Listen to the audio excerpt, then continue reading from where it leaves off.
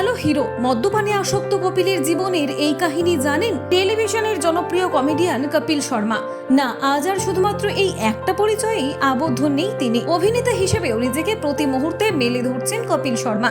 8 থেকে 80 পর্যন্ত রয়েছে তার বিপুল ভক্ত সংখ্যা। দমফাটা হাসির অনুষ্ঠান দ্য কপিল শর্মা শো এর জন্য মানুষ মুখিয়ে থাকেন। কপিল তার কঠোর পরিশ্রম এবং প্রতিভার জোরেই এই স্টারডম অর্জন করেছেন। তার সাফল্যের গল্প যে কাউকে বিস্মিত করবে। গোটা বিশ্বকে হাসানো কপিলের জীবন সংগ্রামে ভরপুর। টিভির পর্দায় যা দেখা যায় বাস্তবেও কি তাই? 2007 সালে একটি ছেলে স্ট্যান্ড আপ কমেডিতে অংশগ্রহণ করতে অমৃতসর থেকে মুম্বাই পৌঁছেছিল। এই কপিল শর্মা, যিনি দ্য গ্রেট ইন্ডিয়ান লাফটার চ্যালেঞ্জের সিজন 3-তে জিতেছেন, তার কৌতুক এবং তার চরিত্র দিয়ে মানুষের হৃদয়ে জায়গা করে নিয়েছেন। বুদ্ধিদীপ্ত কথা আর মুখের শান্ত হাসি, ঘরে ঘরে এই ছেলেটির আলোচনা শুরু হয়। অনুষ্ঠানটি শেষ হওয়ার পরেই তিনি টিভির কমেডি সার্কাসে অংশ নেন। এই অনুষ্ঠানেও বিজয়ী হয়েছিলেন কপিল।